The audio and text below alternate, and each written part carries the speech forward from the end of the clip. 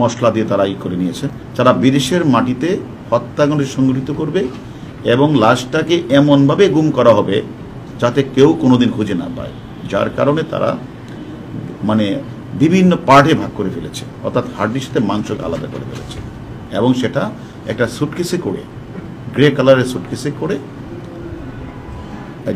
যে মূল যে আমাদের কাছে যিনি আছেন উনি আর হলো জাহিদ বা জিহাদ, এরা দুইটা ব্রিফকেস করে ওই যে পাবলিক টয়লেটের কাছে একটা গাড়ি ওয়েট করছিল, ওইখানে গিয়ে সিয়াম, তার নাম সিয়াম, ওইখানে গিয়ে আমানুল্লাহ চলে আসে। আর তারাকে আমানুল্লাহরও একটা নাম আছে, এরা এখনো কেউ অনেকে জানেন না, আরেকটা নাম আছে।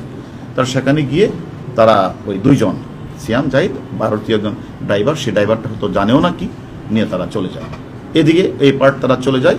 আবার এই যে মূল ভিকটিম মানে মূল যে মানে হত্যা সংঘটিত, উনি আবার বাসায় চলে আসে। এসে উনি পরের দিন উনি তারপরে আরও দুইজন, যেহেতু তিনজন ছিল, তিনজনে বাকি মাংসগুলিকে বিভিন্ন পলিথিন বা বিভিন্ন ইয়েতে করে তারাও বের হয়ে যায় 15 তারিখে। এবং আরেকটি বিষয় আপনারা জানা রাখা উচিত, যাতে এইভাবে যে তারা যে এগুলি যে মাংসগুলি নিচ্ছে, যদি পথে কেউ ধরে তখন এটার মধ্যে তারা মানে হলুদের মশলা দিয়ে তারা করে নিয়েছেন। যদি কেউ বলে তখন বলবে যে এটা তো আসলে বাজার থেকে আমরা কিনে আনছি, এটা মশলা তো মাংস, এরকম সেটা এটাকে, অর্থাৎ উদ্দেশ্যটা ছিল যে মানে এমনভাবে গুম করা হবে তাকে যেন কেউ কোনোদিন তার অস্তিত্ব না পায়। অপরাধীরা সেখানে করে তারাও একে একে তারা বাংলাদেশে চলে আসবে। এবং ঠিকই 15 তারিখ মূল যে আমাদের কাছে আছে উনি এবং তার যে গার্লফ্রেন্ডটা গিয়েছিল 30 তারিখ, এই দুইজন তারা বাংলাদেশে চলে আসে।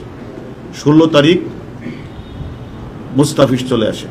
এভাবে পর্যায়ক্রমে ওরা যখনই বাংলাদেশে ঢুকে পড়েছে ঠিক তখনই যে মাস্টার মাইন্ড উনিও 10 তারিখে চলে আসছিল, ওরা যখন বাংলাদেশে একে একে ঢুকে পড়েছে উনি তারপরে